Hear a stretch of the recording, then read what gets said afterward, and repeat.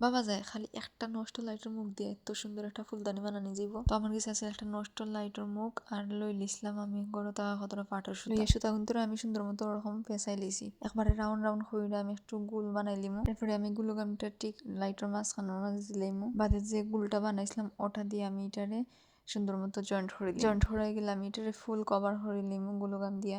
আস্তে আস্তে আমি সাইডে দ্বারা দিয়ে গুলগাম লাগাই দিলাম। লাগাই আমি সুতাটারে টানি দিলাম লাইটের সাইডের দিকে। আর খেয়াল রাখা লাগবে এটার সাইডের মধ্যে দিয়ে যাতে কোনো ফাঁক না থাকে। ফাঁক থাকলে আবার সুন্দর লাগতো না দেখতে। তো আমি প্রায় ইউনতরে সুন্দর মতো ঘুরাই ঘুরাইয়া একবারে ফুল একটু কিতা করে দিম।